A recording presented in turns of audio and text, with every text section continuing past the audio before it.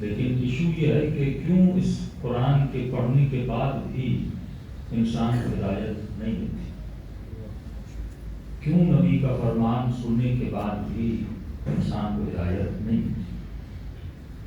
کیونکہ ہم نے خدا کو دیکھا نہیں، ہم نے اللہ کو پہچانا ہے لفظوں سے، ہم میں سے کسی نے مولا علی کو نہیں دیکھا، ہم نے امیر المومنین کو پہچانا ہے لفظوں سے، اور انسان کہلاتا ہے لفظ کی وجہ سے، کیونکہ ہم تکلم کرتے ہیں، باتیں کرتے ہیں، تبھی ہمیں انسان کہا جاتا ہے۔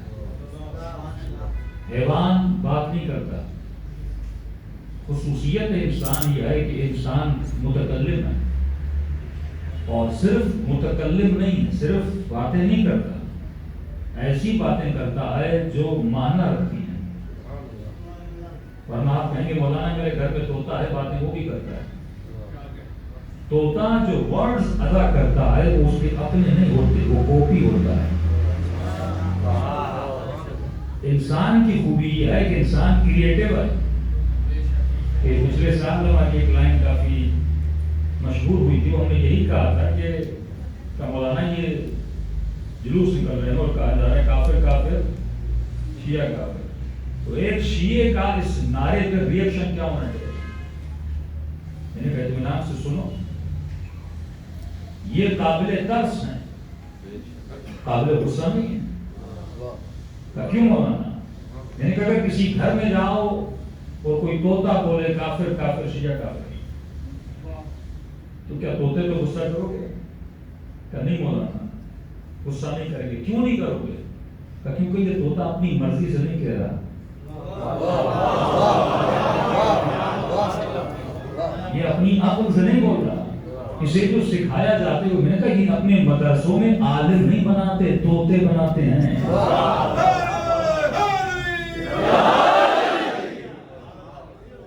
خوبی یہ ہے مکتب اہل بیت کہ علی نے طوطے نہیں بنائے، علی نے لوگوں کو عقل عطا کی، فکر عطا کی کہ جو تو کہہ رہا ہے تو سوچ کے کیا کہہ رہا ہے.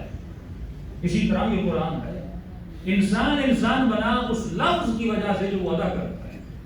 اور ایک ایسا لفظ جس لفظ کی معنی ہے، حیوان جو لفظ ادا کرتا ہے الفاظ کی معنی نہیں ہوتی. اب خدا کہتا ہے کہ اللہ ولی ہے ان لوگوں کا جن کو ظلمتوں سے نکال کر نور کی محفلوں میں لے کر جائے گا.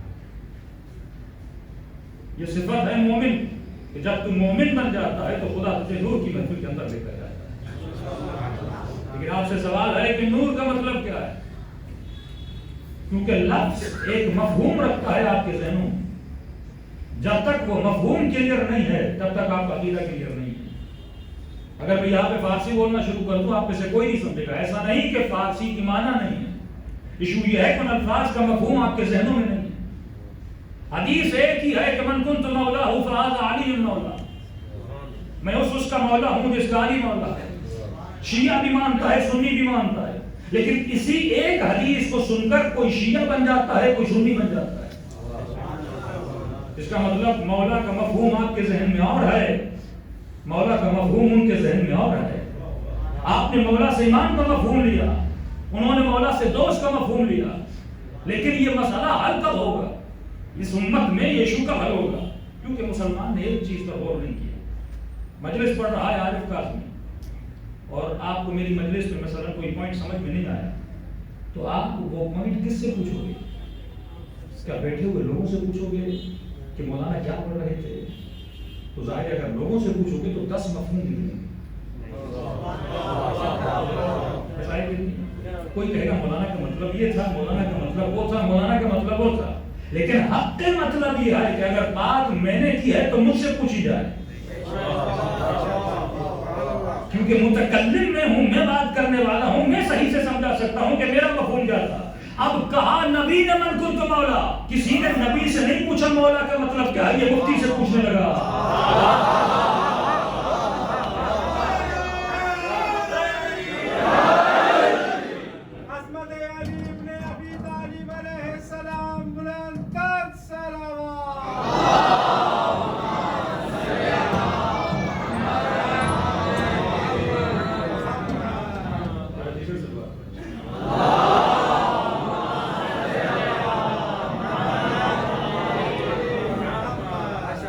کوئی مفتی کہے گا دوست ہے، کوئی مفتی کہے گا نہیں مولا نہیں کہو، تو کوئی مفتی کہے گا نہیں تم بھی علی کو مولا کہو جس طرح شیعہ کہتے ہیں.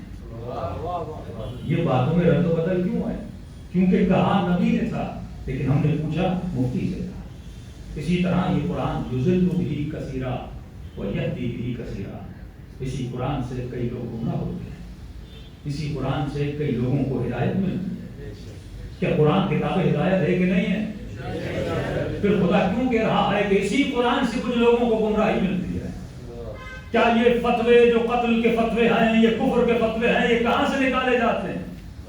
کیا یہ کسی نے بائبل سے نکالے تھے یا جروید اور اثروید سے نکالے تھے؟ یہ سارے فتوے قرآن سے نکالے گئے ہیں. اس کا مطلب کہیں نہ کہیں پہ تو بات کھٹکتی ہے. اسی طرح کیونکہ قرآن کے لفظ بھی تیرے لفظ نہیں ہے کہ تم مفتی سے پوچھ کے قرآن کا مطلب کیا ہے. قرآن لفظ ہیں خدا کے ادا ہوئے محمد کی زبان سے، تو تجھے پوچھنے بھی اسی زبان سے چاہیے جس زبان سے یہ ادا ہوئے تھے. نہ کہ ہر کسی سے پوچھتے ہوئے چلو. اب آپ سے ایک سوال ہے کہ اللہ نے کہا کہ اللہ ولی ہے مومنوں کا اور ان کو اندھیروں سے نکال کر نور میں لے کر جائے گا. اب آپ کے ذہن میں نور کا تصور کیا ہے؟ جتنے لوگ بیٹھے ہیں جب میں کہتا ہوں نا نور تو فوراً تصور کیا آتا ہے؟ روشنی. تو ایک سمپل سا تصور ہمارے ذہنوں میں ہے روشنی. روشنی سے اوپر تو ہم گئے ہی نہیں. سمپل سا تصور ہے. اچھا اس بچے کو کہو کہ مولا علی بڑی نورانی، کیا مطلب؟ وہی فلموں والا تصور ہے کہ گویا مولا آتے تھے اور مولا کے چہرے سے اتنے انتہا روشنی نکلتی تھی. بھائی اگر ایسا ہوتا تو سب علی کی ہدایت کو مان لیتے. اگر وہ روشنی نکل رہی ہوتی، کوئی بڑا وولٹ کا بلب تھا جیسے مولا چلے تو روشنی نکلے، اگر ایسا ہوتا تو اس قصاب نے جو عاشق علی تھا پہچانا کیوں نہیں؟ اور مولا کو اپنی دکان سے دھکا دے کے باہر کیوں نکالا؟ پھر جب پتا چلا تھا اپنے ہاتھوں کو کاٹا کیوں تھا؟ اگر ایسا ہوتا تو امام زمانہ کیوں فرماتے جب میرا ظہور ہوگا یہ لوگ کہیں گے ہم نے دیکھا تھا پر پہچانا نہیں تھا. ہاں اگر وہ چاہیں تو روشنی کریٹ کر سکتے ہیں، اگر وہ چاہیں کسی فضا کو روشن کر سکتے ہیں، لیکن قطعاً ہرگز یہ مطلب نہیں ہے. تو مطلب کیا ہوا کہ اللہ لوگوں کو اندھیروں سے نکالے گا. اندھیرے کا مطلب کیا ہے؟ ظلمت کا مطلب کیا ہے؟ نور کا مطلب کیا ہے؟ صدیوں تک یہ شیعوں میں بحث چلی کہ نبی نور ہے یا بشر ہے. کسی نے کتاب نپٹا دی نور ہے اور کسی نے اس کے رب میں کتاب نپٹا دی یہ بشر ہے. کیونکہ ہم سمجھ نہیں پائے کہ وہ ہم سے کہنا کیا چاہتے ہیں. اللہ نور السماوات والارض، اللہ زمین و آسمان کی روشنی ہے. کہاں ہے روشنی؟ اگر روشنی ہے تو پھر کمرے میں لائٹ بند کرتے ہو اللہ کی روشنی نظر کیوں نہیں آتی؟ کیا مطلب ہے اس روشنی سے؟ کیا مطلب ہے ظلمت سے؟ اس کا مطلب جو مفہوم میں اپنے ذہن میں رکھ کر بیٹھا ہوں وہ مفہوم خدا کا مفہوم نہیں ہے، وہ مفہوم پروردگار عالم کا مفہوم نہیں ہے. پہلا سوال کہ نبی نور ہے یا بشر ہے، اس پہ بحث چلتی. دیکھیے اگر ایک سفید کاغذ میں اپنے ہاتھ میں رکھوں تو اس سفید کاغذ پر انسان کا حلیہ بناؤں. کیا بناؤں؟ حلیہ بناؤں. اور اگر میں آپ کو کاغذ دکھاؤں کہوں کیا ہے، آپ کہو گے کیا ہے مولانا؟ یہ انسان ہے. میں کہنے کا حق تو رکھتا ہوں یہ انسان تو نہیں، یہ تو کاغذ ہے، یہ تو کاغذ ہے. اگر میں حیوان کا حلیہ بناؤں تو آپ کہو گے مولانا مثلاً یہ کوئی برڈ ہے، کوئی اینیمل ہے، لیکن میں کہوں گا کہ نہیں یہ تو کاغذ ہے. آپ کہیں گے ہاں مولانا ہمیں بھی پتا ہے کاغذ ہے لیکن حلیہ انسان کا ہے. تو جب لفظ بشر آتا ہے، بشر کا مطلب حلیہ. انما انا بشر مثلکم، میں تمہاری طرح بشر ہوں، یعنی میرا حلیہ تمہاری طرح ہے. میں بھی تو آنکھیں رکھتا ہوں، میں بھی تو کان رکھتا ہوں، میں بھی زبان رکھتا ہوں، لیکن نبی نور ہے، اس کا اس بشر سے کوئی تعلق نہیں ہے. یہ بالکل اسی طرح جس چیز پر میں بیٹھا ہوں یہ کیا ہے؟ یہ تو لکڑی. آپ بولتے ہو منبر، کیوں بولتے ہو؟ کیونکہ اس لکڑی کا جو شیپ ہے وہ منبر والا ہے. آپ نام شیپ کا لیتے ہو، اس کی جنس کا نہیں لیتے ہو. مٹیریل لکڑی کا ہے، لیکن آپ نہیں بولتے کہ مولانا لکڑی پہ بیٹھے ہیں. یہ دیوان سجاد نے بولا تھا تو لکڑی پہ بیٹھا ہے، منبر پہ نہیں بیٹھا.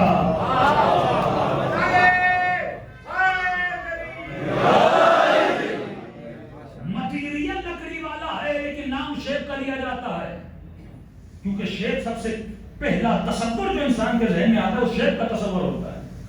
یہ لکڑی کا لیکن نام ہے منبر. اگر چاندی کا ہو پھر بھی کیا کہو گے؟ منبر. اگر مٹی کا ہو پھر بھی کیا کہو گے؟ اگر سونے کا ہو پھر بھی کیا کہو گے؟ مٹیریل بدل رہا ہے، نام نہیں بدل رہا.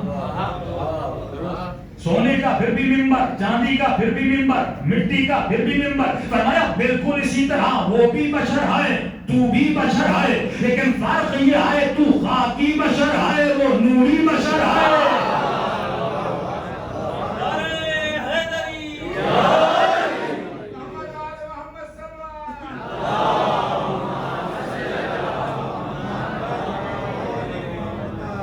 تمہارے اور اس کے مٹیریل میں فرق ہے. کہو گے مولانا کیسے فرق؟ میں بالکل لاجیکل باتیں کر رہا ہوں کیونکہ وہ زمانہ ہے جو لاجک کا زمانہ ہے.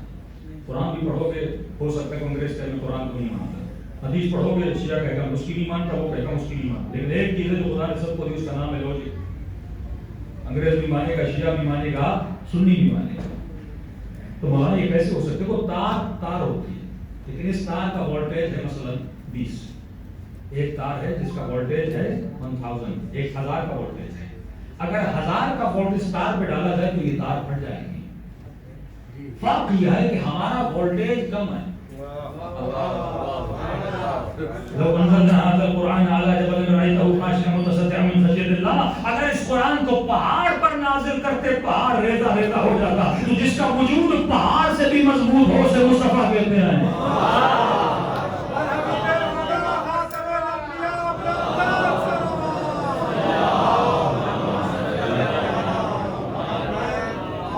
تو سمپل سی دلیل ہے کسی مفتی اور مولوی کو آپ دیکھیں میں اس کو آگے بڑھا دیں کہ اگر وجود جیسا ہوتا، تار جیسی ہوتی، تو جب موسیٰ کی قوم نے ضد کی کہ موسیٰ ہم تب تک تیرے رب کو نہیں مانیں گے جب تک اسے دیکھ نہیں لیتے. پہلی صفت یہ ہے کہ ایمان لانے کے لیے ضد نہیں کی جاتی. اگر عقل کی دلیل دی جائے تو سر ہم تسلیم کرنا چاہیے، لیکن اتنی ضد کی خدا نے کہا ان کو لاؤ، تو اللہ نے خود کو دکھایا تو نہیں، بس ایک اپنی تجلی کی. جیسے تجلی ہوئی قرآن کہتا ہے سارے جل کر راکھ ہو گئے، سارے جل کے راکھ ہو گئے، لیکن ایک تھا جو جلا نہیں، بے ہوش ہو کے گر گیا تھا. اگر جسم جیسا ہوتا تو نبی کو بھی جلنا چاہیے تھا. نبی نے بے ہوش ہو کر بتایا تو اور ہے میں اور ہوں. تیری وہ کیپیسٹی نہیں ہے جو انبیاء کی کیپیسٹی ہے. تو میرے عزیز جب تک مفہوم کلیئر نہیں ہے کسی لفظ نور پہ تو مولانا یہ نور ہے کیا کہ روشنی نہیں ہے. دو حدیثیں، پہلی حدیث فرمایا اول ما خلق اللہ العقل، خدا نے سب سے پہلے عقل کو خلق کیا. دوسری حدیث اول ما خلق اللہ النور، سب سے پہلے اللہ نے نور کو خلق کیا. یا رسول اللہ بات سمجھ میں نہیں آئی، پہلے نور بنا یا پہلے عقل بنی؟ فرمایا نور نام ہے عقل کا اور عقل نام ہے نور کا. نور کی خوبی، اللہ نے لفظ نور کیوں استعمال کیا؟ کیونکہ نور جب آتا ہے تو چھپی ہوئی چیزوں کو ظاہر کر دیتا ہے. اگر اس مبارکہ کی تمام تر لائٹس بند ہو جائیں تو آپ کو میں نظر نہیں آؤں گا، مجھے آپ نظر نہیں آئیں گے، نہ ممبر نظر آئے. یعنی آنکھوں میں صلاحیت ہوگی پر یہ آنکھیں دیکھ نہیں پائیں گی. ایک مسئلہ ان باتوں سے یہ بھی حل ہو گیا کہ قرآن کتاب ہدایت ہے، لیکن یہ ہدایت تب کرے گی جب تیرے پاس نور محمد اور آل محمد ہوگا. یہ دلیل ایسے ہے کہ تمہارے گھر میں کتاب پڑھی ہوئی ہو لیکن اگر بلب کا نور نہ ہو تو تم کتاب کو دیکھ کر پڑھ نہیں سکتے. یا ایک اور دلیل جو آپ سب کے پاس آنکھیں موجود ہیں، میرے پاس آنکھیں موجود ہیں، آپ مجھے دیکھ سکتے ہیں، میں آپ کو دیکھ سکتا ہوں، ان آنکھوں میں دیکھنے کی صلاحیت موجود ہے، لیکن یہ آنکھیں تب دیکھیں گی جب اس امام بارگاہ میں لائٹ ہوگی. تو بغیر لائٹ کے یہ آنکھیں مجھے نہیں دیکھ سکتی. بالکل اسی طرح تیرے گھر میں اگر قرآن ہو پر نور محمد نہ ہو تو جو قرآن ہدایت نہیں دے سکتا.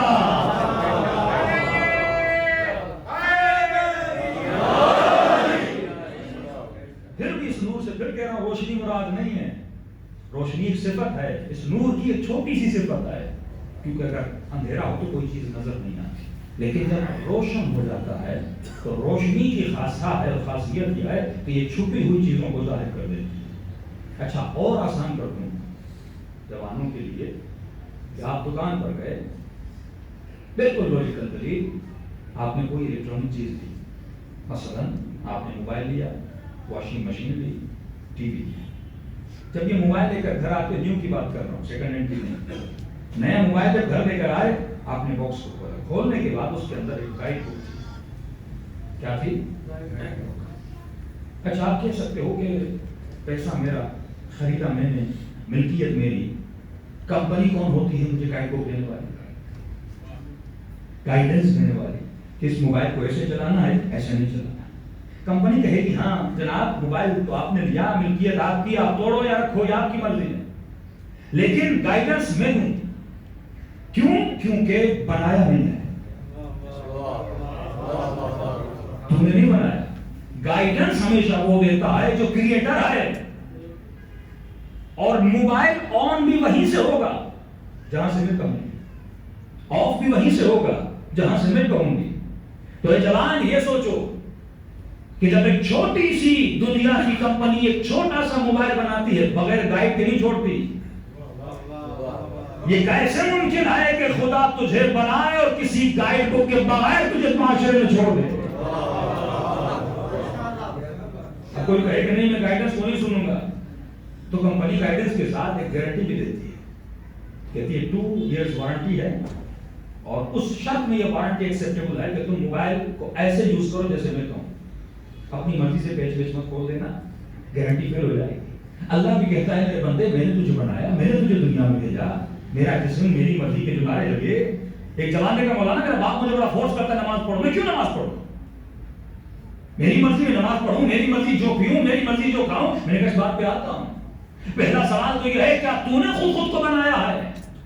جب تو اپنی مرضی سے ایک موبائل بھی نہیں چلا سکتا، کمپنی تجھے بتاتی ہے، اور اگر تو اپنی مرضی سے اس کو یوز کرے گا تو کمپنی کہتی ہے گارنٹی ختم ہو گئی۔ تو اللہ بھی یہی کہتا ہے ہاں اگر تو اپنی مرضی سے ہر کام کرے گا تو میں بھی تجھے جنت کی گارنٹی سے ایکسپائر کر دیتا ہوں، وہ گارنٹی بھی تیرے لیے نہیں۔ اچھا ایک جملہ اور آگے بڑھوں، اگر یہ گائیڈ بک آپ لیتے ہیں اور مثلا کوئی کہے کہ میں پڑھوں، مجھے گائیڈ بک سمجھ میں نہیں آ رہی، انگلش میں لکھی ہوئی ہے یا کسی اور لینگویج میں مجھے سمجھ نہیں آ رہی، تو دنیا کی کمپنی کو اتنا عقل ہے، کاش مسلمان کے پاس بھی اتنا عقل ہوتا، تو کمپنی کہتی ہے میں نے صرف تجھے گائیڈ بک نہیں دی، اگر یہ گائیڈ بک تجھے سمجھ میں نہیں آتی، نیچے میں نے ایک ہیلپ لائن دی ہوئی ہے، اس ہیلپ لائن کو فون کرو، وہ تجھے سمجھائے گی کہ کمپنی اس گائیڈ بک میں کیا کہنا چاہتی تھی۔ تو کسی نے کہا مولانا کہ خدا نے صرف گائیڈ بک دی ہے، اگر کسی کو قرآن سمجھ میں نہ آئے، قرآن کی آیتیں سمجھ میں نہ آئے، جو خدا کہنا چاہتا ہے، جس نے کمپنی بنائی ہے جو کہنا چاہتا ہے وہ مجھے سمجھ میں نہ آئے، تو میں نے کہا گھبرانے کی ضرورت نہیں، خدا نے صرف گائیڈ بک نہیں دی، تجھے 14 ہیلپ لائنیں بھی عطا کی ہے۔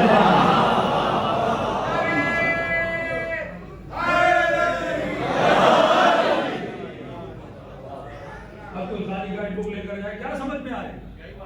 جب تک تو اس ہیلپ لائن کی عقل ہو اگر انسان میں، شعور ہو اگر انسان میں، تو انسان فوراً در اہل بیت پر آ جائے۔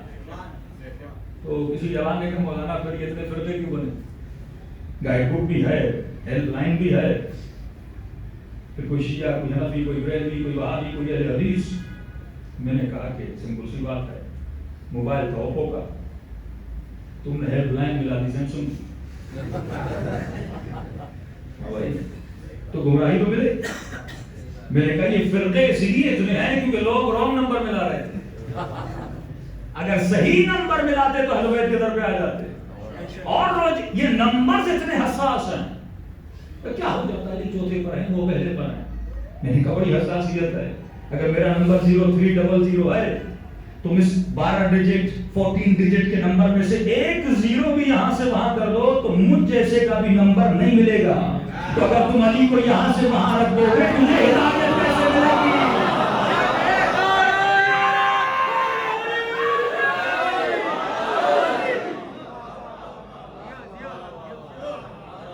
اتنی ضد ہے کہ کہو خاتم المرسلین، خاتم المرسلین، کسی نے نہیں کہا، تم نے اس کو کافر بنا دیا۔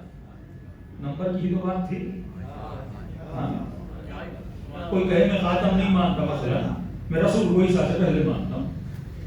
ایشو کیا تھا یہودیوں کا کہ نبی کے نمبر کو نہیں مان رہے تھے، ایک نمبر یہاں سے وہاں ہو جائے انسان گمراہ ہو جاتا ہے۔ موبائل کا نمبر نہیں ملتا، موبائل کا سگنل نہیں ملتا تو تجھے جنت کا سگنل کیسے ملے گا؟ اگر انسان شعور سے اور فکر سے کام کرتا، کالم آذان لا یسمعون، کان تو ہیں پر سنتے نہیں ہیں، کبھی خاصم بکم عمیا،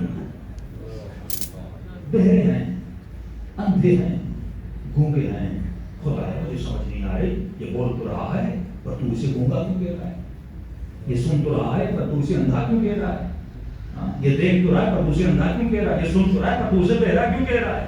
یہاں بات فزیکل نہیں ہو رہی، فزیکلی دیکھ رہا ہے لیکن خدا کی نظر میں اندھا ہے، کیونکہ وہ نہیں دیکھ رہا جو وہ دکھانا چاہتا ہے۔ فزیکلی بول رہا ہے لیکن خدا گونگا کہے گا۔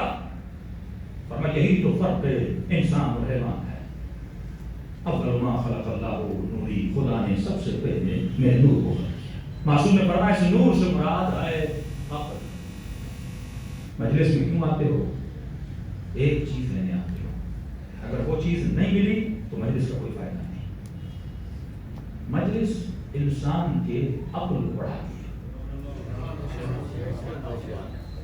فرمایا تمہارے اعمال کو عقول کی بنیاد پہ تولا جائے گا، کثرت سجدہ، کثرت نماز، کثرت روزے کی بنیاد پہ نہیں، تمہارے اعمال کو تمہاری عقل کی بنیاد پہ تولا جائے گا۔ جس کی عقل جتنی زیادہ اس کی کوالٹی اتنی زیادہ، جس کی عقل جتنی چھوٹی اس کا عمل اتنا چھوٹا۔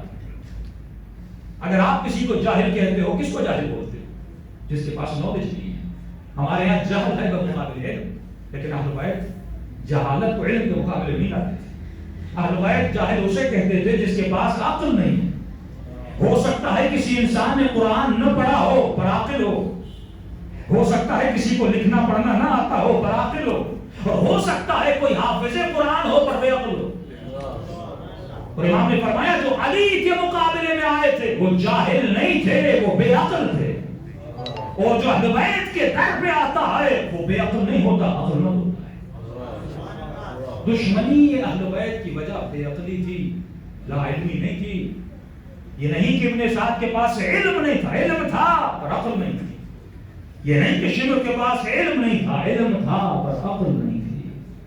اہل بیت کسے بے عقل کہتے ہیں اور ہم کسے بے عقل کہتے ہیں؟ مثلا ایک مومن کو کھانسی ہوئی، کھانس رہے ہیں، ڈاکٹر کے پاس گئے، تو قبلہ مجھے بہت کھانسی ہوئی، ڈاکٹر کا سگریٹ پیتے ہو؟ کہا چھوڑ دو، سگریٹ آپ کو نقصان دے گا۔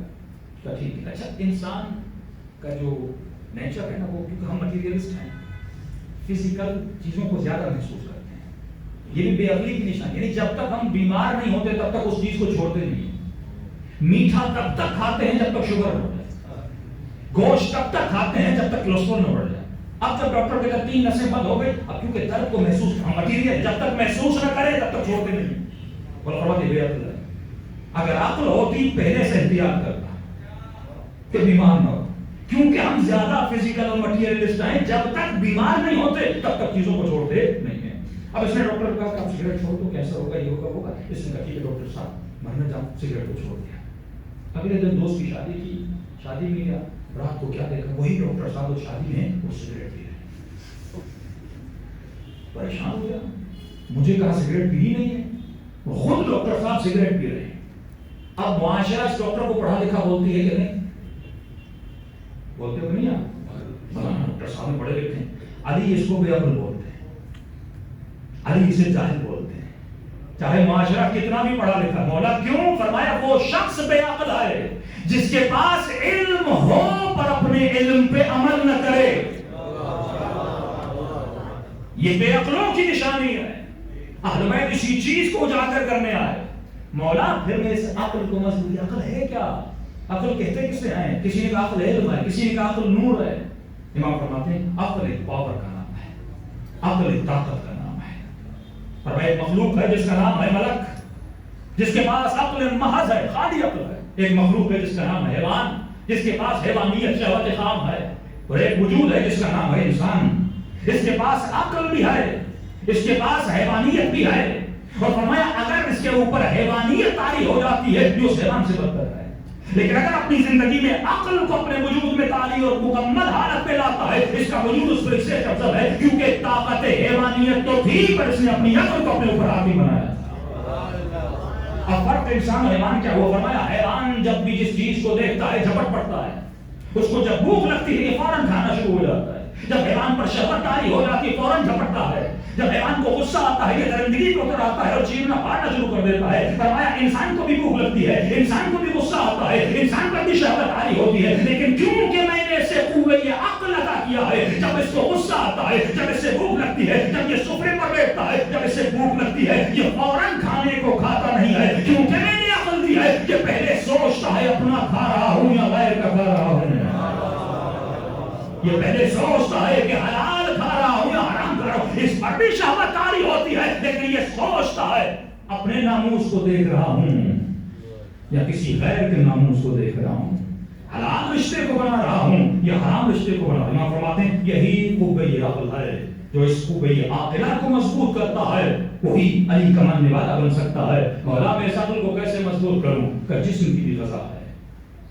یہ گوشت، یہ سبزیاں، یہ جوسے، یہ سارے جسم کی غذا ہے، یہ وٹامن جسم کی غذا ہے، یہ جسم کو خوبصورت کرتے ہیں۔ اے انسان عقل کی غذا ہے. مولا عقل کی غذا کیا ہے؟ فرمایا عقل کی غذا ہے علم، نالج. لیکن سوال یہ ہے کون سا علم، کون سی غذا؟ ایک مرتبہ گوشت کھاتے ہو لیکن کون سا گوشت؟ ایک گوشت فاسد ہے، گوشت حرام ہے، ایک گوشت طیب بھی ہے طاہر بھی ہے. کھا تو دونوں سکتے ہو، پیٹ تو دونوں سے بھر جائے گا، لیکن جو طیب ہے طاہر ہے اس سے تمہارے جسم کو فائدہ ملے گا. مولا میں کون سا علم حاصل کروں؟ اب مسلمان ذرا سوچیں، آپ ہو کیا؟ آپ نام ہو اپنی انفارمیشن کا. اگر کوئی سنی ہے تو اس لیے سنی ہے کہ اس کے ذہن میں سنیوں والی انفارمیشن ہے. اگر کوئی شیعہ ہے اس لیے شیعہ ہے کہ اس کے دماغ میں شیعوں والی انفارمیشن ہے. جیسی انفارمیشن ہوتی ہے ویسے ایکشنز ہوتے ہیں، ویسے جذبات ہوتے ہیں.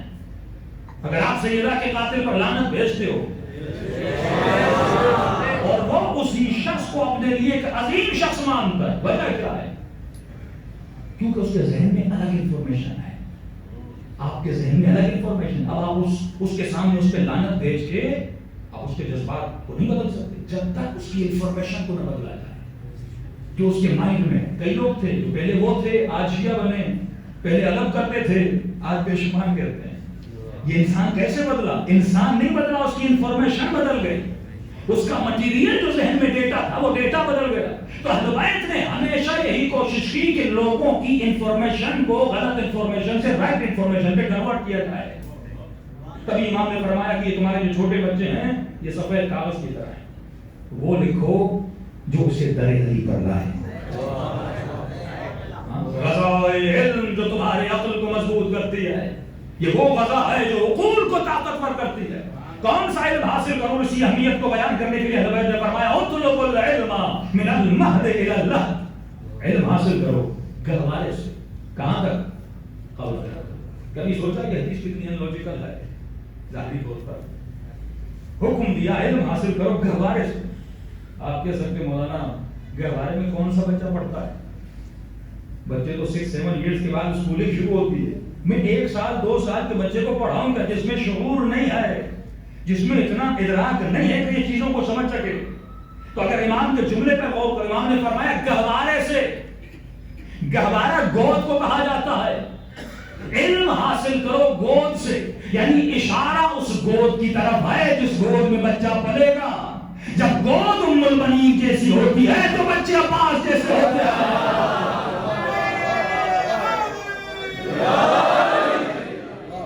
تو یہ اشارہ ماؤں کی طرف ہے، یہ اشارہ جوانوں کی طرف ہے کہ جب تو شادی کرنے جاتا ہے تجھے اس گود کو تلاش کرنا ہے جس گود میں تجھے حسینی بچے پروان چڑھانے آئے. تو جب سیدہ کی مجلس ہو تو عقل فاطمی کو روشن کرو، جب محرم کی مجالس ہوں تو عقل حسینی کو بلند کرو. جب تک یہ عقل مضبوط نہیں تب تک وہ سلیکشن مضبوط نہیں ہے. ایک مجلس میں اتنا خلاصہ نہیں کر سکتا. تو عزیزان محترم عقل ہے کسی پاور کا نام. جیسا آپ کہو گے مولانا پوری مجلس عقل ہے کیا بات ہے؟ کہتے کیسے نہیں؟ بڑا آسان ہے. انسان آج اس مجلس میں بیٹھ کر اپنے ایمان کو سب مومنٹ ٹٹول سکتے ہیں کہ کہا سلمان 90 پر، ابو ذر 7ویں پر، 8ویں پر. یہ 9واں 10واں ہے کیا بھائی؟ یہ ہمیں پتا کیسے چلے؟ ایک آج تو ایک بڑا ٹرینڈ چل رہا ہے. ہم بڑے بڑے اچھے سلوگن دیں گے، کہیں پہ امام زمانہ کا چورن بک رہا ہے، کہیں پہ تبرہ کا چورن بک رہا ہے. سلوشن نہیں دیا جا رہا. میں صرف کہوں کہ اسپریچولیٹی، روحانیت، نماز کی لذت، نماز کا مزہ، بہجت کی نماز ہی بات. جب لوگ کہتے ہیں مولانا ایسی نماز ہم پڑھیں تو کیسے پڑھیں؟ یہ کہا جائے کہ مولا علی کے پاؤں سے تیر نکالا گیا اور علی کو پتہ تک نہ چلا، یہ تو فضیلت علی بن ابی طالب ہے. لیکن اس مومن کو مچھر نکال کے تو نماز پتہ چلتا ہے. تو کیسے ہم کمپیریزن کریں یا وہ درجات ہم کیسے حاصل کریں؟ سمپل ہے. بھائی فرماتے عقل سے. عقل ہے فرما عقل ایک پاور ہے. کیسا پاور ہے؟ ڈکشنری کو کھولیے، عقل کی معنی نکالیے. عقل کا مطلب کیا ہے؟ عرب جب اپنے اونٹوں کو باندھتے تھے، یہ جو گرہ لگاتے تھے اونٹوں کو، اس باندھنے اور گرہ کو عقل کہتے ہیں. خلاصتاً عقل کی معنی ہے کسی چیز کو باندھ دینا، گرہ لگانا. پانی تھیلی سے بہہ رہا ہے، آپ نے باندھ دیا. زمینوں سے پانی نکل کے ضائع ہو رہا ہے، آپ نے سامنے اس کا راستہ روک لیا ہے. عقل ہے کسی چیز کو باندھنے کا. اور سمپل کروں آپ کے لیے، ایسے سمجھیے کہ آپ کا جسم کار ہے اور اس کار کے اندر جو بریک ہے وہ ہے عقل. جس انسان میں بریک نہیں ہے اس کے اندر عقل نہیں ہے. یہ مجالس سمجھو اس بریک کا آئل ہے. اہل بیت جو علم دیتے ہیں، یہ روزہ جو رکھتے ہو، یہ روزہ کیوں ہے؟ کھا تو سکتا ہے لیکن کیونکہ خدا نے کہا ہے بریک لگاتا ہے. پیاس تو لگی ہے لیکن پانی نہیں پیتا. بھوک تو لگی ہے پر کھانا نہیں کھاتا. نیند آ رہی ہے لیکن صبح کی نماز پہ کھڑا ہو جاتا ہے. جب تک یہ بریک والا پاور تیرے وجود میں مضبوط نہیں ہوگا تب تک تمہاری عقل پرواہ نہیں کر سکتی. یہ تاریخ کی جتنی آپ شخصیات کو پڑھتے ہیں اس میں نیک ہو یا بری شخصیات ہو. قرآن قصوں کی کتاب نہیں ہے. کبھی قوم عاد کا، کبھی قوم سمود کا، کبھی جناب صالح کی اونٹنی کا، کبھی بنی اسرائیل کے اپنا بھیس کا خدا ذکر کرتا ہے. اے خدا قرآن مسلمانوں کے لیے ہے لیکن 1/3 آف قرآن بنی اسرائیل کا ذکر کیوں کر رہا ہے؟ اللہ قصے بدلا آیا دل اولے الالباب تاکہ ان قصوں سے تو کچھ سیکھو کہ وہ قومیں تباہ کیوں ہوئی تھیں. اگر سیدہ کا قاتل بنا تھا، یہ نہیں کہ اسے علم نہیں تھا کہ فدق سیدہ کا ہے کہ نہیں ہے. اس کے وجود میں بریک نہیں تھی کہ حب مال کو نکال سکے. یہی وہ بریک ہے جو انسان خود کو روک لیتا ہے. مولا علی کی زندگی کو پڑھو کہ مولا اس کے سینے پہ سوار ہے لیکن علی کے چہرے پہ لعاب دہن پھینک دیتا ہے. ارے ہم کو کوئی گالی دیتے ہم اسے مارتے ہیں. علی سینے پر سوار ہے، مار بھی سکتے ہیں لیکن مولا سینے سے کھڑے ہو جاتے ہیں. یعنی مولا نے کائنات کو درس دیا کہ جو غصے کی بریک جس کے وجود میں ہو وہ علی والا بن سکتا ہے، جس کے اندر روکنے کا پاور ہو. پاور کی ڈیفینیشن الگ ہے. فزیکل پاور کی ایک انسان جو مینٹلی اسٹرانگ ہے نہ کہ فزیکلی، جس کے ذہن میں ول پاور اتنا مضبوط ہے. رسول خدا ایک جگہ سے گزر رہے ہیں، عرب کے بڑے بڑے بہادر بڑے بڑے پتھر اٹھا رہے ہیں. نبی کے صحابی نے کہا یا رسول اللہ یہ کتنے بڑے بہادر ہیں؟ رسول نے کہا نہیں یہ بہت کمزور ہے. کہا یا رسول اللہ اتنے بڑے پتھر اٹھا، کہتے تھے نا عمرو بن عبد بڑا بہادر ہے، اونٹنی کا بچہ اٹھاتا ہے. رسول نے کہا نہیں، ان سے بڑا بزدل، اس سے بڑا کوئی کمزور نہیں ہے. دنیا اسے اسٹرانگ اور اسے اولمپک کے اپنا گولڈ میڈل دیتی ہے جو انسان 220 کلو کا وزن اٹھا لیتا ہے، لیکن رسول ایسوں کو گولڈ میڈل نہیں دیتے جو اتنے وزن اٹھا لے، جو بھاری گاڑیاں اٹھا لے.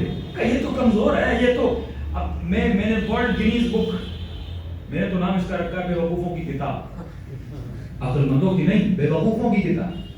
انسان اسے کہتے ہیں ماڈرن جاہلیت.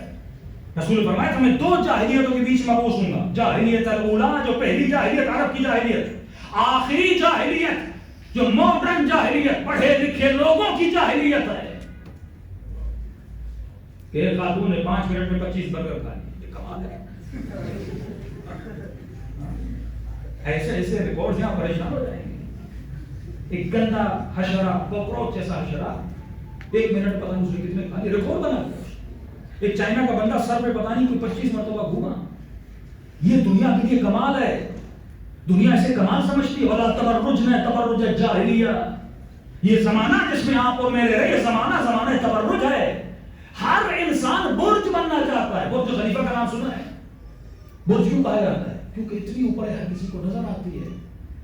فرمایا برج نہ بنو کہ میں کچھ بھی کروں اینی ہاؤ بس دیکھا. ہم انگلینڈ میں تو خاتون پوری گنجی ایک بار کے ساتھ میں نے کہا اس کو بلاؤ تو صحیح. میں نے کہا کہ عورت کا حسن ہے بال، آپ نے بال کیوں کاٹے؟ تو اس نے کہا دیکھو آپ نے مجھے بلایا، اتنی عورتیں جا رہی تھی ان کو نہیں بلایا. میں گنجی تھی تبھی تو بلایا. کچھ بھی کرو دیکھا جاؤ. یہ جو پینٹس آپ دیکھتے ہیں کیا مقصد، کیا دیکھا جاؤ.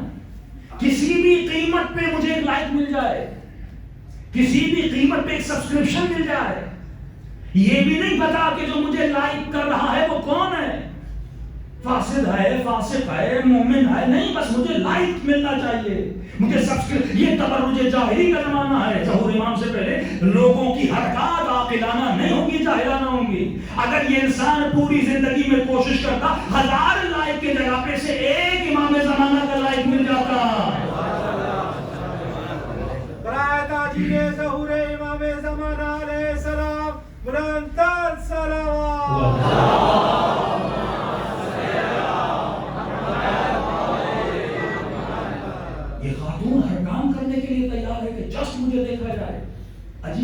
کپڑے پہنتی ہے مجھے دیکھا جائے، یہ تبرج جاہلی ہے کہ تم زبان پر سیدہ کا نام لو لیکن تمہاری حرکات جاہلوں نے رکھا. یہ ماڈرن جاہلیت ہے. یعنی ماڈرن کیوں؟ کیونکہ اس زمانے میں جو جاہل تھا اسے جاہل سمجھا جاتا ہے. آج اپنی جاہلیت پہ فخر کرتا ہے. یہ تبرج جاہلی یہ ٹاپک الگ ہے، اس میں انٹر نہیں ہونا چاہ رہا، کیونکہ انسان جتنا عقل سے دور ہوتا جاتا ہے. سلیکشن ہونی چاہیے کہ میں کس چیز کو سلیکٹ کر رہا ہوں. حکم ملا کہ اہل بیت سے محبت نہیں، اہل بیت سے محبت کرو. یہ بہت بڑا ٹاپک ہے، لفظ محبت اور مودت. محبت جو ہوتی ہے اس کا تعلق جذبات سے ہوتا ہے، مودت کا تعلق عقل سے ہوتا ہے. نبی نے غدیر قوم میں محبت کا درس نہیں دیا تھا. جو کہتے ہیں جس کا میں دوست تو علی کو دوست، وہ کیسے علی کو دوست رکھے؟ کوئی کہتا علی میرے باپ کو مارا ہے، کوئی کہتا علی میرے بھائی کو مارا ہے، کوئی کہتا علی میرے بیٹے کو مارا ہے. اب نیچرلی دیکھا جائے ایموشنلی میں اس شخص سے کیسے محبت کروں جس نے میرے باپ کو مارا ہے، جس نے میرے بیٹے کو مارا ہے؟ تو نبی یہ حکم دے ہی نہیں سکتے. حکم دیا مودت کا، چاہے علی پسند ہے نہیں ہے، عقل کا حکم ہے علی سے محبت کرو.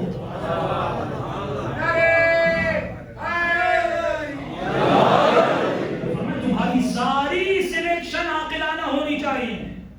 اے جوان، اگر کسی سے محبت بھی کرتے ہو عاقلانہ محبت کرو، اگر کسی سے نفرت بھی کرتے ہو عاقلانہ نفرت کرو. لیکن اگر تمہاری محبت میں صرف فرد جذبات ہوگا، یہ حیوانی محبت ہے، یہ الہی محبت نہیں ہے. تو جس کے وجود میں جتنی بریک مضبوطی کہ یا رسول اللہ یہ بڑے بہادر ہیں، اتنے بڑے بڑے پتھر اٹھاتے ہیں. نبی نے کہا ان سے بڑا کوئی بزدل نہیں. کہ یا رسول اللہ دلیل دیجیے. نبی نے کہا یہ بتا، یہ جو تمہاری آنکھوں کی پلکیں ہیں ان کا وزن کتنا ہے؟ پاور بتا رہا ہوں آپ کو، عقل کا پاور اور نفس کا پاور.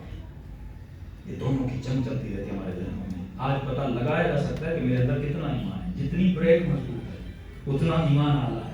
آنکھوں کا رسول کچھ بھی نہیں، میں 1 منٹ پتہ نہیں 60 مرتبہ 70 مرتبہ آنکھوں کو بند کرتا ہوں، کھولتا ہوں. پتھر کا کتنا وزن ہے؟ 80 کلو، 90 کلو، 100 کلو. کتنا کمزور ہے انسان جو 100 کلو کا پتھر اٹھا لیتا ہے.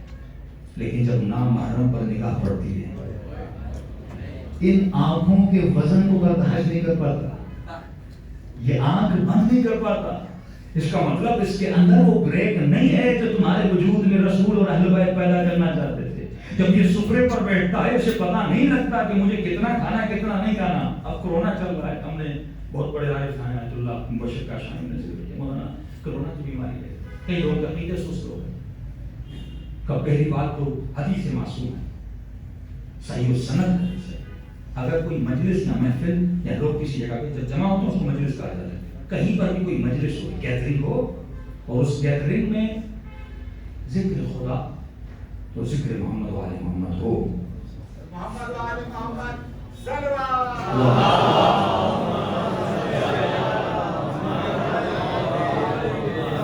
ذکر محمد اور آل محمد ہو. فرمایا معصوم فرماتے ہیں خدا اس محفل میں بلا نازل نہیں کرتا، ہو ہی نہیں سکتا بلا نازل. شرط یہ اللہ یہ کہ وہ محفل ریا، یعنی ذکر خدا تو ہو لیکن ریا کاری کر رہا. لیکن اگر خلوص کے ساتھ ذکر محمد کو خدا کیا جائے، قرآن کی محفل ہو، مسجد میں نماز کی محفل ہو، فرمایا ہو ہی نہیں سکتا کہ خدا وہاں پر بلا. اب یہ بھی بلا ہے جو انسان کو نقصان دے دے. دوسرا جملہ فرمایا معصوم فرماتے ہیں انسان بیمار نہیں ہوتا مگر یہ کہ اپنے گناہوں کی وجہ سے.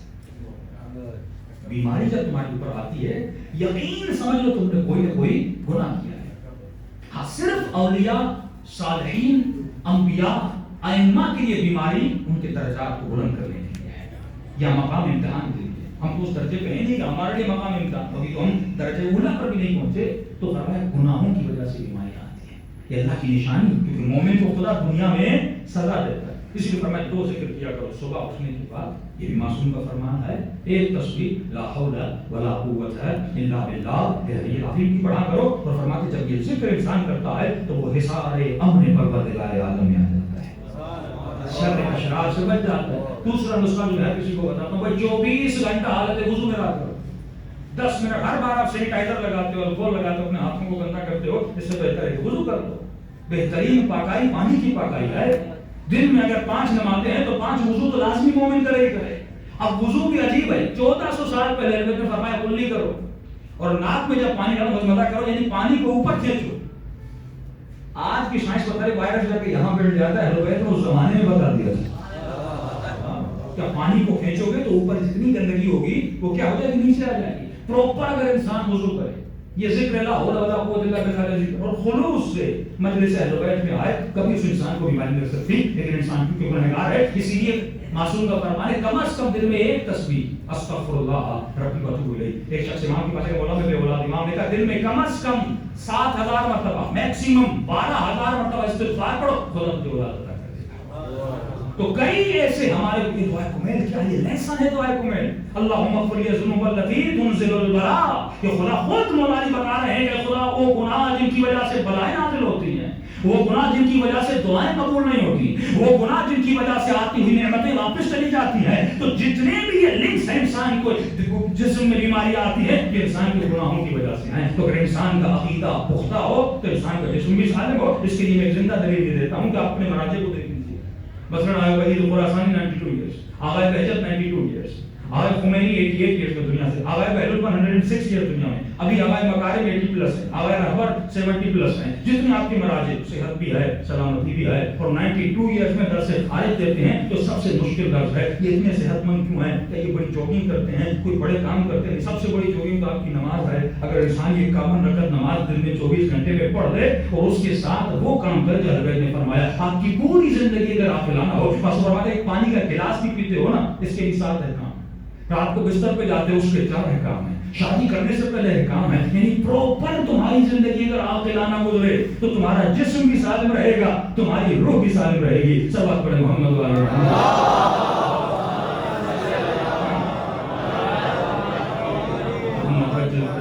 محترم. یہ علم ہے جو عقل کو مضبوط کرتا ہے. تو خلاصہ انسان جو انفارمیشن ڈالتا ہے انسان ویسا ہوتا ہے. انفارمیشن کہاں سے لینی ہے؟ سمپل سی حدیث سے سیدھا سنی مانتے ہیں. انا مدینۃ العلم،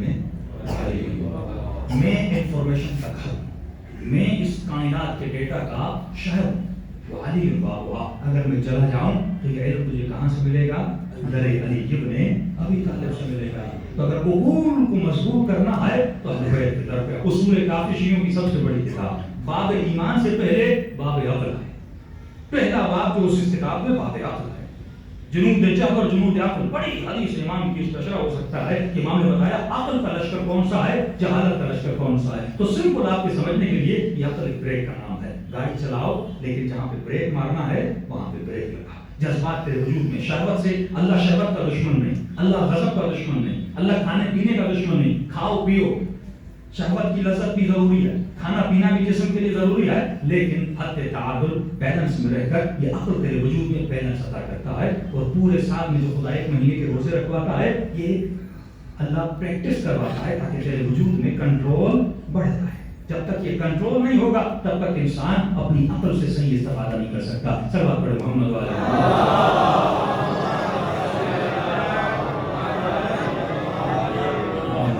اور اگر انسان کو عقل نہ ہو، یہ کنٹرول نہ ہو، وہ حب مال میں سیدہ حق بھی کھا جاتا ہے. وہ مقام کی محبت میں اصول انسان کا نہیں ہے، اصول اس مقام کا ہے. کئی لوگ کہتے ہیں مولانا میں تو نہیں کرتا، کوئی ابھی تمہیں پیسہ نہیں ملا. شمر آپ کو اتنا بڑا کیوں نظر آتا ہے ظلم کے اعتبار سے؟ کیونکہ وہ حسین کے مقابلے. آج بھی کئی شمر ہوں گے لیکن حسین سامنے نہیں ہے. ابھر نہیں رہنا کیونکہ مقابلہ جو بالکل ہے. ایک مرتبہ میں اس بلب کی روشنی کو روکتا ہوں تو یہ روشنی صرف مجھ تک نہیں ہے، آپ کا نقصان نہیں ہے. ایک بلب کی روشنی روکی، چند لوگ اندھیرے میں چلے جائیں، لیکن ایک مرتبہ میں سورج کے سامنے تو پوری کائنات کو اندھیرے میں ڈال. اس پہلے کا علامت کیوں ہے؟ کیونکہ اس نے علی کا راستہ روکا. وہ پوری کائنات کو اس نے ظلمت میں ڈال دیا، اندھیرے میں ڈال دیا، علی کے مقابلے میں آیا. فرمایا انسان ابھرتا تب ہے جب وہ مقام امتحان میں آتا ہے. کسی کے پاس دولت نہیں، وہ نہیں کہہ سکتا مولانا پتہ نہیں فلاں گناہ کرے، تمہارے پاس آئی نہیں ہے. یہ مقام انسان کو تباہ کر دیتا ہے. جب انسان اس کرسی پر بیٹھتا ہے جب انسان اس مقام پہ آتا ہے اب پتہ چلتا ہے یہ لوگوں کے ساتھ ڈیل کیسے کرتا ہے. پہلے بڑا الحمدللہ شادی کے بعد پتہ چلتا بیوی کے ساتھ ڈیل کیسے کرتا ہے, بچوں کے ساتھ ڈیل کیسے کرتا ہے, کوئی غریب اس کے پاس آتا ہے تو اس کے ساتھ ڈیل کیسے کرتا ہے. تہران سے مشہد جا رہے تھے, راستے میں کچھ لوگوں کو ہاتھ پاؤں وضو کرنا اور ٹوائلٹس ہوتے ہیں, اور باہر ایک بندہ بٹھا دیا ہوتا ہے جو لوگوں سے کچھ پیسے لیتا ہے ٹوائلٹ کو یوز کرنا. ایک دوست کہتے مولانا ہم نے دیکھا وہ بیٹھے ہوئے تھے کرسی پر اور یہ بوڑھا ایسے لوگوں کو آرڈر دے رہا تھا کہ تم نے یہ گندا کیوں کیا, تم نے وہ کیوں کیا, لوگوں پہ غصہ کر رہا ہے, کبھی ادھر کبھی ادھر. کا میں سوچنے پر مجبور ہوا, 5 منٹ کے لیے ٹوائلٹ کی کرسی ملی, شیور بن گیا ہے 5 منٹ. تو یہ کرسی پر جب انسان آتا ہے, ایک چیز جب خدا اس انسان کو عطا کرتا ہے اولاد کے ذریعے, مال کے ذریعے, نفسوں کے ذریعے, تمہارا امتحان دیا جاتا ہے. سوال یہ ہے جب وہ اس کرسی پر بیٹھا تھا اسے یہ احساس نہیں تھا کہ میرے سامنے کون بیوی کھڑی ہے. عقل نہیں تھی میرے عزیز, عقل نہیں تھی. فرمایا جب سیدہ راتوں کو دیر دیر تک نمازیں پڑھتی تھی, جبرائیل نے کہا حبیب اللہ کا حکم ہے اس بیوی کو بہت زیادہ دیر کھڑی نہ رہے. بیوی کے پاؤں سوکھ جاتے, وہ خدا تو ذرا کو زیادہ دیر کھڑا نہ دیکھے, 4 گھنٹے اس بیوی کو دربار میں اب کربلا کی مصیبت بھی ہے میرے عزیز, لیکن حضرت فرماتے ہیں ہمارے لیے سیدہ کی مصیبت کربلا سے بڑی ہے. امام رضا کا فرمان ہے ایسی اور چھوٹی چھوٹی باتوں کے لیے ہمیں ہماری دادی کا واسطہ نہ دیا. ہر مصیبت برداشت کر سکتے ہیں لیکن یہ مصیبت بڑی گرا. کچھ ہی دن پہلے میں نے یہ واقعہ پڑھا کہ چھٹے امام کے زمانے میں ایک شخص مولا کے پاس دوڑا رہا ہے. امام نے کہا مسترد کو پریشان نظر آ رہا ہے, کیا ہوا؟ کہ مولا آپ کا ایک چاہنے والا تھا, راستے سے جا رہا تھا, اس کا پاؤں پھسلا, پاؤں جیسے پھسلا تو پہلو کے بل زمین پہ گرا, کمر کے بل زمین پہ گرا. جیسے گرا مولا اس کو بڑی تکلیف ہوئی, اور جب تکلیف ہوئی اس نے سیدہ زہرا کے قاتل پر لعنت بھیجی, کیونکہ وہ آواز بلند بھیجی تھی تو وقت کے حاکموں کے جو سپاہی تھے انہوں نے سن لیا. کہا تم کس پہ لعنت بھیج رہے, اس کو لے کر گئے. کہا مولا آپ یہ نہیں کچے گا, لعنت بھیج رہے اس نے. امام نے کہا مسجد میں آؤ, اپنے اصحاب کو جمع کیا, کتنی پرواہ ہے. مسجد میں لے کر گئے اور خدا کو اپنی دادی کا واسطہ دیا. میرے پاس وقت نہیں ہے لیکن معجزہ سنا تھا ہمارے دوست, یہ زندہ آج کے معجزے. جب بھی خدا سے عقیدے سے مانگو, اطمینان قلب سے مانگو, 10 بار اگر ایک جملہ کہو نا بفاعت مدح, بفاعت مدح, واللہ اس جملے میں اتنی طاقت ہے. امام نے اپنی دادی کا واسطہ دیا, کسی کا جاب اسے چھوڑ دیا ہے. خدا ہماری دادی کا واسطہ کبھی رد نہیں کرتا. یہ مومن کہتے باہر گئے, وہاں پہ وہ چھوٹ چکا تھا. میں نے کہا امام نے تیرے لیے دعا کی, جلدی آ مولا کی محفل میں چلتے ہیں. کہیں جیسے امام کے پاس آیا, مولا نے کھڑے ہو کر اس کے ماتھے کا بوسہ دیا. ذرا بیٹ مجھے یہ تو بتا, جب تو گرا تم نے میری دادی کے قاتل پہ لعنت کیوں بھیجی تھی؟ کہ مولا میں نے صرف سنا تھا کہ پسلیاں ٹوٹی تھیں.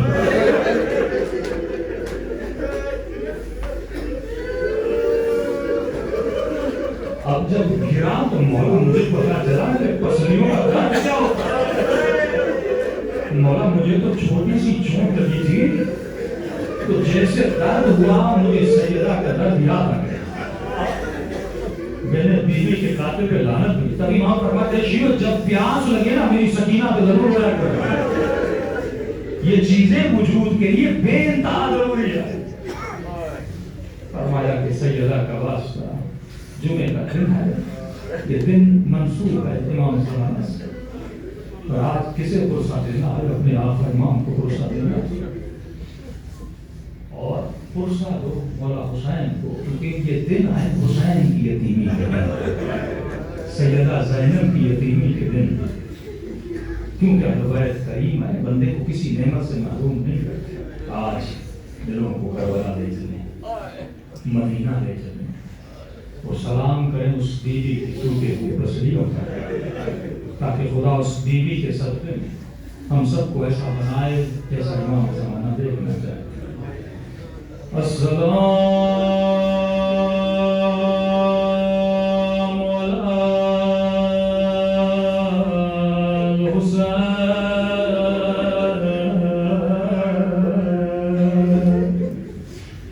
وعلی علی بن الحسین وعلی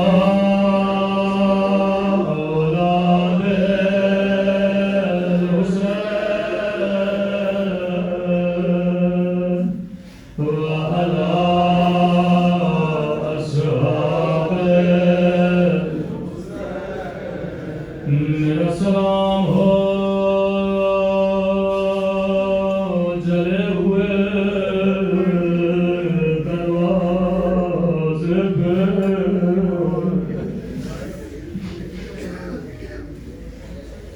میرا سلام ہو ٹوٹی ہوئی پسلیوں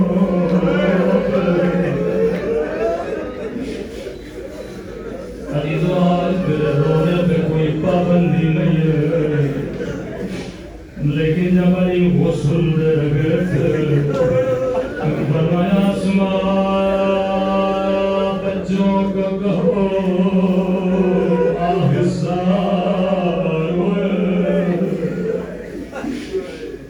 میری بزا فرماتی ہیں بچوں نے قمیصوں کو منہ میں دبا لیا،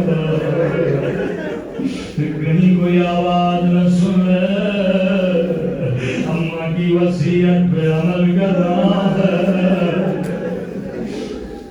امام حسن کسی ذاکر کے خواب میں آئے، فرمایا ذاکر تو میرے عصری مذاہب کیوں نہیں پڑھتا؟ کہتے ہیں مولا میں نے تو آپ کے سارے مذاہب پڑھے۔ میں نے کہا حسن وہ مظلوم ہے جس کے جگر کے 72 ٹکڑے ہوئے، میں نے پڑھا یہ واحد امام ہے جس کا جنازہ جب گھر سے نکلا تھا تو کفن سفید تھا، لیکن جب گھر میں واپس آیا زینب نے کہا حسین میں نے تو سفید کفن پہنا۔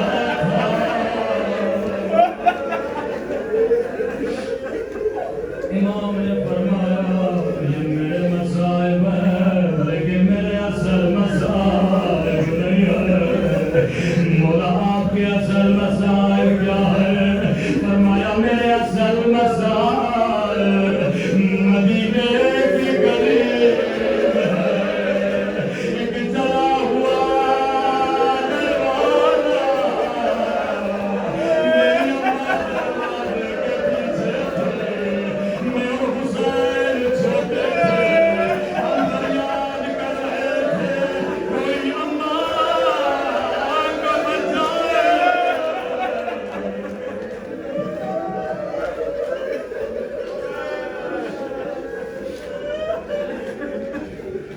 حسین چھوٹے تھے حسن بڑے تھے، میں جانتا ہوں بیٹے ماں سے بڑا پیار کرتے، اللہ کی ماں کو سلامت رکھے۔ مولا کا صحابی ہے کہ مولا جب بھی مسجد میں جاتے تھے 2 راستے تھے، ایک راستہ بڑا چھوٹا تھا، ایک راستہ بڑا لمبا تھا۔ حسن ہمیشہ لمبے راستے سے جاتے تھے، میں کہا مولا یہ راستہ قریب ہے۔ حسن نے رونا شروع کیا، کہا میں بھی جانتا ہوں قریب ہے، لیکن اس راستے میں اس ملعون کا گھر ہے جس نے میری اماں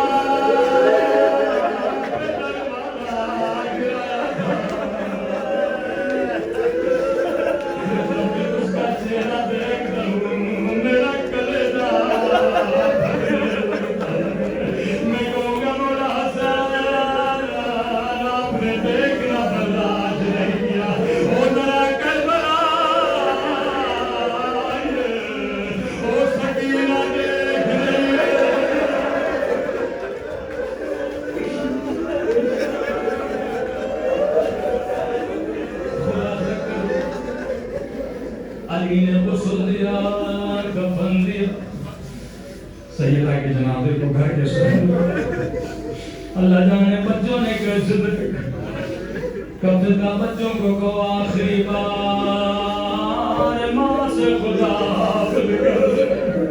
بیوی امی کلثوم سیدہ کے سینے سر بڑھ گئے بیوی زینب نے ماں کے ماتھے کو چومنا شروع کیا مولا حسن نے سیدہ کے قدموں کو پکڑا رو رو کر کہنے لگے کل بھی نہیں اللہ تیرا حسن تجھے بلا رہا ہے لیکن زہرا نے جواب نہیں دیا امام حسین ابھی ماں کے قریب نہیں آئے وہ اپنے گھٹنوں میں سر ڈال کے رو رہے ہیں کہتے بابا جب تک اماں نے بلایا میں ماں کے پاس نہیں جاؤں گا بڑے عجیب ہے ایک مرتبہ بندے کا پل کھلا وہ زہرا نے بازو پھیلایا آج میرے کربلا کے حسین آج میرے پیاس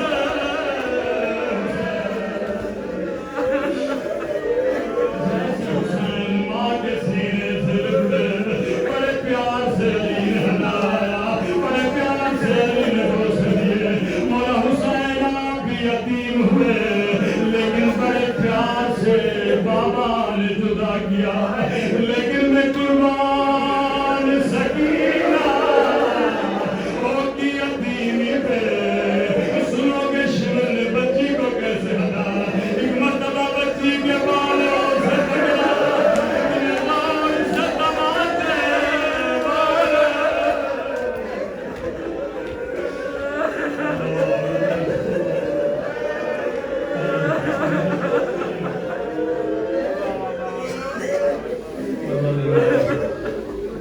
سیدہ کی ٹوٹی ہوئی پسلیوں کا بس پروردگار تجھے سادات کی یتیمی کا واسطہ ہمیں ایسا بنا جیسا سیدہ ہمیں دیکھنا چاہتے ہیں پروردگار سب سے بڑی دعا کہ ہمارے مولا اور آپ امام کا ظہور فرما ہمیں مولا کی امان اور ساتھ شریف فرما ہم سب کے صغیرہ کبیرہ گناہ معاف فرما ہمارے مرحومین کے درجات کو بلند فرما پروردگار دشمنان اہل بیت بالاخص آل یہود اور آل سعود کو نیست و نابود فرما ہم سب کو زیارت ہمارے فتحوں میں زمانہ عطا فرما ربنا تقبل منا انك انت السميع العليم